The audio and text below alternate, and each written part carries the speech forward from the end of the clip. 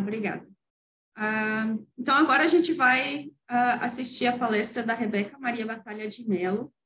Ela fez graduação em Física na Universidade Federal Rural do Rio de Janeiro, terminou em 2016. Fez mestrado em Astronomia e Astrofísica pelo UAM em 2018.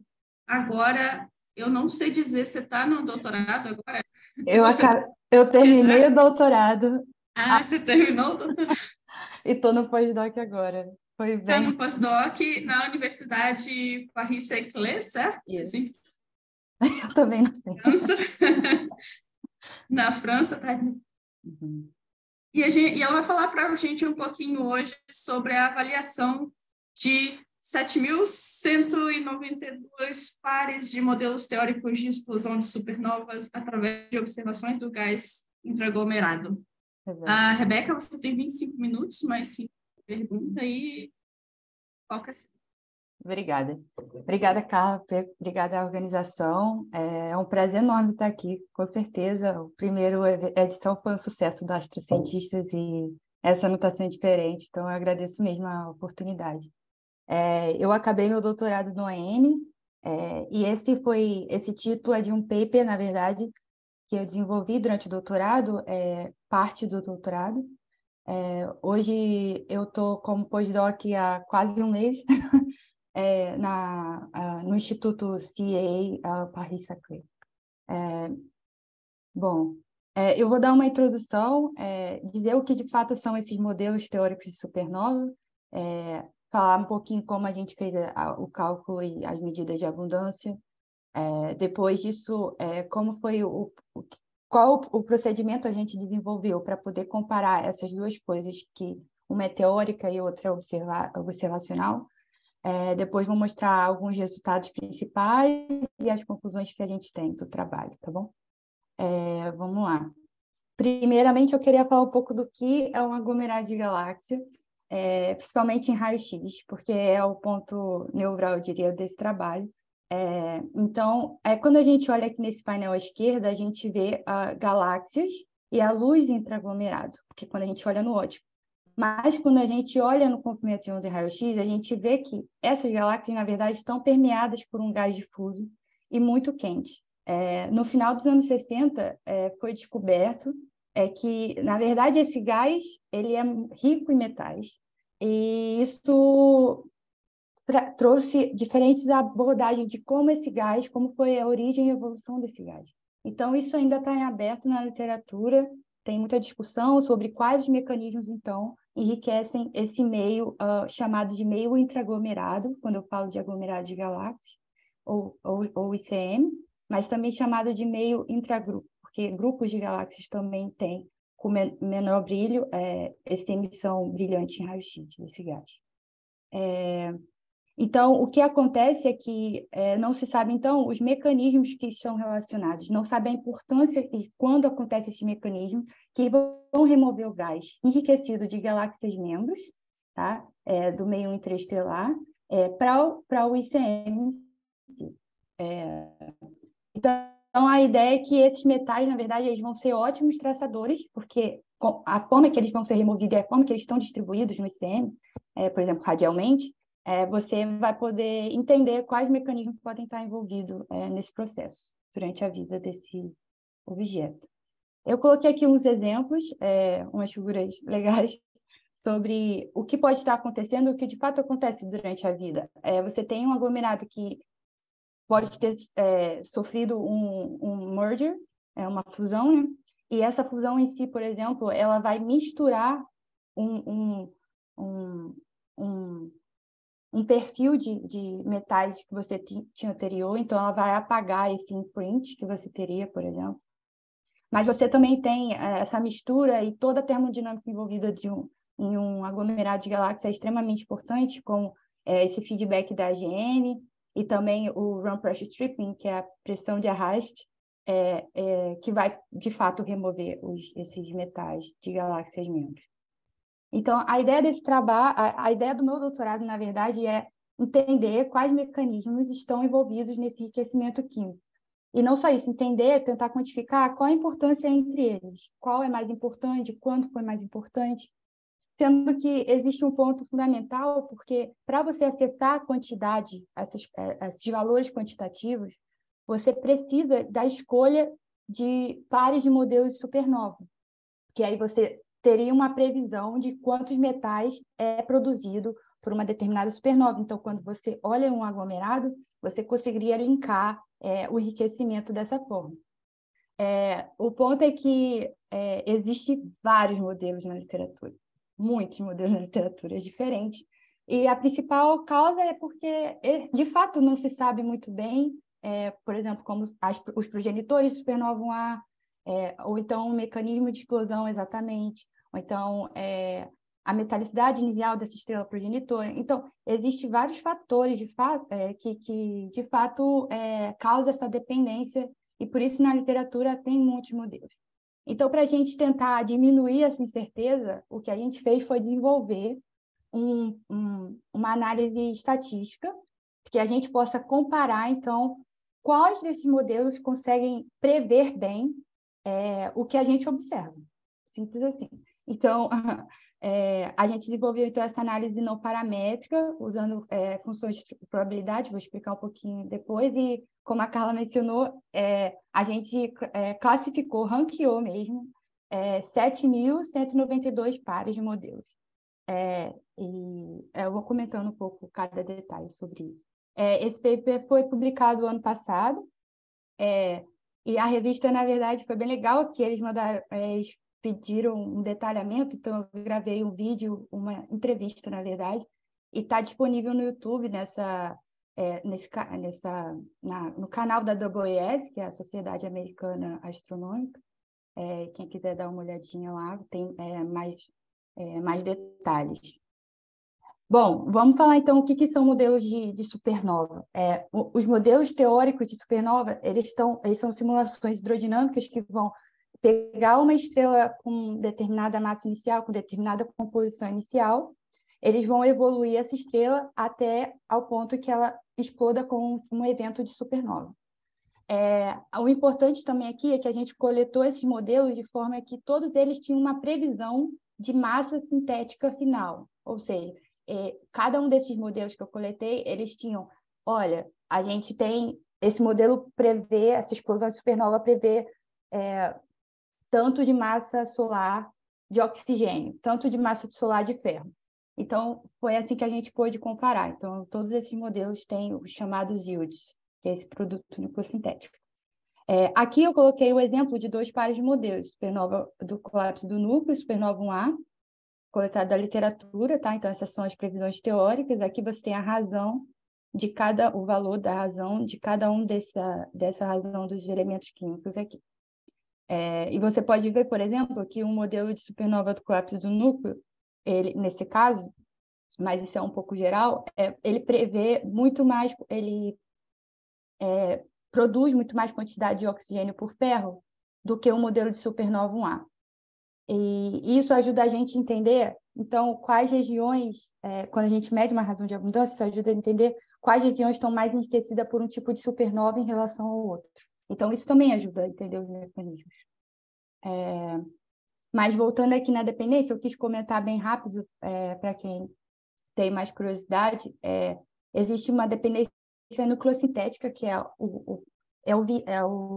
a parte que eu estou olhando, que é a parte nucleossintética, os produtos nucleossintéticos. Então, você tem que a estrela companheira, por exemplo, de um sistema binário de supernova 1A, que vai culminar na supernova 1A,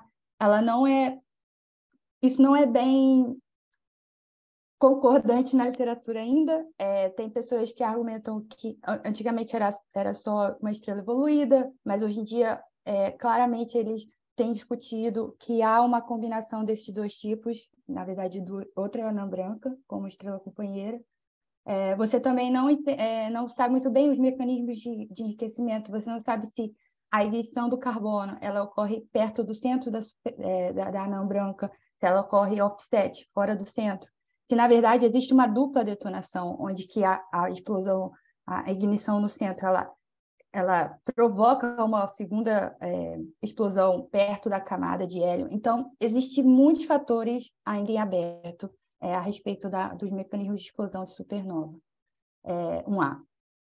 Já no supernova core collapse, um dos principais fatores que tem em relação ao produto nucleossintético é a própria função de massa inicial e também a massa da estrela progenitora, junto com a metalicidade inicial. Então, isso tudo é desenvolvido em diversos modelos, como eu disse, por isso que tem vários deles na literatura. Aqui eu botei uma lista resumida de alguns dos modelos, para quem tiver curiosidade, pode dar uma olhada no paper, mas aqui a gente fez uma lista de 232 modelos de supernova 1A. Como eu disse, vários deles vão ter, aqui a gente tem diferentes tipos de detonação, de explosão, por deflagração turbulenta, por apenas deflagração, por fusão de duas anões brancas, como eu disse, é um cenário possível. E também a gente coletou diferentes modelos de supernova do colapso do núcleo. Uma delas um deles são modelos de supernova do tipo 2, outros são de hipernovas e outros são de per-instability supernovas. Então, queria mostrar para vocês. Então, a ideia é que o que a gente observa, então, num aglomerado, no meio intraaglomerado, é que você tem uma contaminação desses dois grandes tipos de supernova. E aí você consegue, então, pensar que se você tem uma combinação linear desses dois tipos, você consegue recuperar a contribuição relativa entre eles. Então, é por isso que a gente sempre combina um modelo de supernova 1A com um modelo de supernova do colapso do núcleo, produzindo, então, essas mais de 7.000 combinações diferentes.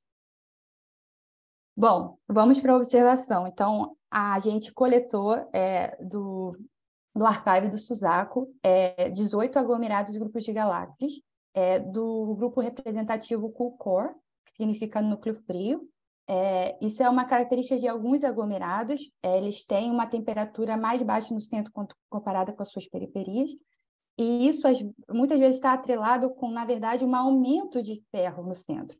Então, a gente pensou que se há uma diferença de abundância nesses tipos de aglomerado, a gente decidiu, então, separar duas diferentes regiões, uma que encompassasse apenas a região Cool Core, que tem esse aumento de ferro, e uma que fosse externa, mais periférica. O intuito desse foi ver se a gente conseguia maximizar uma potencial diferença, já que a gente vê que diferentes razões vêm de diferentes tipos de supernova. Aqui é nossos resultados, aqui é a abundância de ferro para essa região interna e para a região externa, para cada um dos aglomerados e grupos da amostra, e também para cada um das razões de abundância. Aqui eu coloquei aqui só por curiosidade, mas aqui a gente comparou alguns e discutiu algumas das razões de abundância com trabalhos anteriores, sempre valendo lembrar que são amostras diferentes e sistemáticas diferentes, claro, mas para quem tiver mais curiosidade de saber detalhes, também está lá.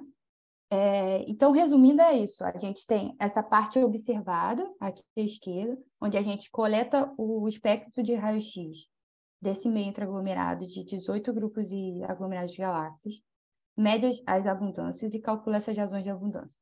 Ao mesmo tempo, a gente coletou esses modelos da literatura e coletou as mesmas razões de abundâncias teóricas agora, de previsão. E, por fim, a gente, então, fez a combinação, e eu vou explicar como a gente fez o teste dessas duas coisas diferentes. Bom, então, a ideia é que, como eu disse, o enriquecimento químico do ICM, ele possa ser, então, quantificado como essa combinação linear. Então, à direita, você tem esses parâmetros completamente teóricos, tá? Onde você tem aqui, seria o número de átomos de um modelo I de supernova 1A e o número de átomos do elemento E de um modelo J de supernova core collapse. E aqui, à esquerda, a gente teria, então, o número de átomos observado no ICM para um elemento E, tá? A gente faz algum algebrismo e aqui eu coloco essa equação, que eu acho que é uma das mais importantes, porque aqui você continua vendo a combinação linear, só que através da razão de abundância. Então, aqui você tem a razão de abundância do elemento E por ferro, observada no ICM. Então, é bem análogo que a gente está vendo aqui em cima. E esses fatores aqui, esses coeficientes, na verdade, são o que a gente chama de frações de massa de ferro, também calculada com esses valores iniciais aqui. Bom, então, por fim, a gente vai fazer essa comparação. A gente vai construir uma função cumulativa, uma função de distribuição cumulativa empírica ligada aos dados e uma função de distribuição cumulativa teórica ligada aos modelos de supernova. Então, aqui a gente tem a empírica. Aqui eu tenho todas as medidas da região interna e externa para silício por ferro, como um exemplo, claro, porque isso foi feito para todas as razões, para esse também determinado modelo, tá? Como um exemplo também. Então, a ideia aqui é que a gente construiu uma PDF empírica, de forma que cada uma dessas medidas foi interpretada como uma função normal, uma função gaussiana, de forma que a média da gaussiana é o valor nominal da medida da razão de abundância, e o desvio padrão da gaussiana é o erro associado a essa medição da razão de abundância. Então, cada linha azul que a gente tem aqui, na verdade, é cada uma dessas medidas aqui reinterpretadas como a função normal, tá bom? E, por fim, você tem essa linha vermelha, que ela é a soma de todas essas, que a gente, naturalmente, consegue construir, então, a CDF, que é essa função cumulativa, para a razão de silício por ferro. E agora a gente vai construir a mesma CDF, só que para o caso teórico. E para o caso teórico, a gente tem que construir ela um pouco diferente, porque a gente não vai ter esse detalhamento de cada medida, a gente só tem, na verdade, esses limites que os modelos dão para a gente, tá? Essas previsões que o modelo dão para a gente. Então, o que a gente quer é fazer o seguinte: a gente tem a razão de silício por ferro de cada um desses modelos. Esse aqui é de supernova 1A e esse de supernova do colapso do núcleo. E a gente vai montar ele dessa forma, tá? Que quando a gente não tivesse, para qualquer medida abaixo desse valor, desse limite, deixa eu mostrar, por favor. Qualquer medida abaixo de 1,06, a gente teria uma probabilidade zero. Essa probabilidade vai crescendo até chegar a um limite superior, que seria a enriquecimento por outro tipo de supernova, que é o supernova do tipo 2, nesse caso. A gente também construiu a CDF para essas duas. Então, aqui você tem a CDF em verde, que é a CDF teórica, e essa CDF para predição de silício por ferro, claro. E a gente tem essa previsão aqui para a CDF empírica. Para esse modelo em particular, eu escolhi, de fato, um que não fosse muito bom. Para essa razão de abundância, esse par de modelo é rejeitado, porque a gente aplica o teste de Kolmogorov-Smirnov test, que usa uma métrica chamada D, que mede, na verdade, a máxima distância entre duas CDFs. Então, a gente vai medir esse D aqui, converter para um valor de P, um p-value, e a gente escolheu o 0,05 a priori como um threshold, como um limitante para a gente recusar a hipótese nula ou não. Bom, então, esse modelo tem um valor muito alto, eu devia ter botado o valor aqui, mas, de fato, ele é recusado para quando a gente está considerando silício por ferro.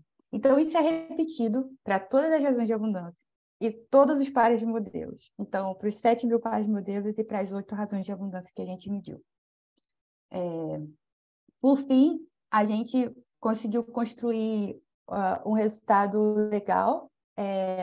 O primeiro resultado é que lembra que a gente diferenciou uma região interna e externa, e que a motivação disso foi que talvez a gente conseguisse aumentar o poder discriminativo, porque a gente conseguiria dois extremos de contaminação por diferentes casos de supernova, tipos de supernova, e foi isso que a gente achou. Nessa figura aqui, a gente tem o número de pares de modelo rejeitados. No caso, eles podem ser rejeitados no máximo 8 vezes, porque como eu tenho 8 razões de abundância, cada razão de abundância pode vir a rejeitar um par uma vez. Então, um modelo pode ser ruim o suficiente que ele é rejeitado por todos os oito medidas de abundância que a gente fez.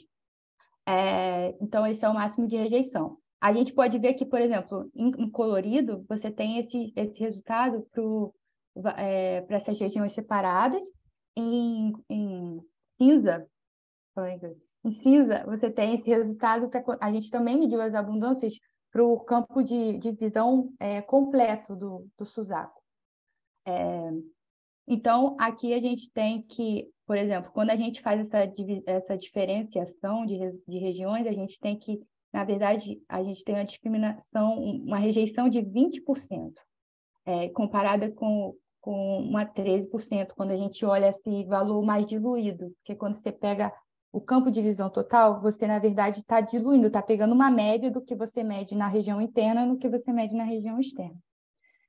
Então, esse foi o primeiro resultado da gente. A gente conseguiu, de fato, rejeitar completamente 21% dos pares de modelos que a gente coletou. E isso dá em torno de quase 1.500 modelos. Isso aqui é parte da tabela. Essa tabela seria bem grande, seria 31 linhas por 232 colunas, 32 colunas. Então, o que a gente tem aqui é que cada um desses pares, aqui a gente tem um modelo de supernova do colapso do núcleo, os 31 aqui, e aqui a gente teria 232 de supernova 1A. Então, você vê que a máxima rejeição é 8, e aqui a gente tem o número de vezes que um par foi rejeitado, dado o nosso threshold, tá? Então, você tem em vermelho os que são completamente rejeitados, que a gente viu que é 21%, e a gente tem em azul escuro os menos rejeitados, que foram 4. No caso ideal, a gente teria, então, que os menos rejeitados não fossem rejeitados por nenhuma razão de abundância, mas isso pode render diferentes interpretações, mas para o nosso resultado, os menos rejeitados foram rejeitados por 4 razões de abundância. E dentre eles, é interessante porque os que mais aparecem com frequência, a gente pode tentar interpretar isso em respeito ao enriquecimento químico do ICM mesmo, porque essa comparação é feita com os valores do ICM, certo? Então, por exemplo, para os modelos de supernova 1A, a gente teve um favorecimento dos modelos, na verdade, que são modelos 3D, e que tem anãs brancas com densidade desse valor aqui, 2,9 vezes 10 a 9 gramas por centímetro cúbico. A gente também tem com algumas poucas diferentes características entre eles, mas o que é interessante também é que a maioria deles tem a ignição dada perto do centro, a ignição de carbono dada perto do centro da anã branca. Então, isso é um resultado legal. E a respeito das supernovas do colapso do núcleo, a gente achou que todos os modelos que se comportaram melhor foram modelos que teve só supernova tipo 2, então não teve hipernova, não teve peristability supernova, e esses modelos ainda eram com estrelas pré-enriquecidas. Então, a gente pode chegar às conclusões, então, desse trabalho, que a gente, com essa metodologia, então, onde a gente tenta levar em consideração a medida inteira, ao invés de fazer médias, muitas médias, que também é feito na literatura, a gente consegue favorecer um seguinte cenário, eu diria. Então, o primeiro cenário é que as estrelas massivas das progenitoras de supernova do colapso do núcleo, que elas vão contribuir para o ICM, elas devem ter sido enriquecidas previamente. Isso porque, como eu disse, todos esses modelos melhor comportados, eles têm uma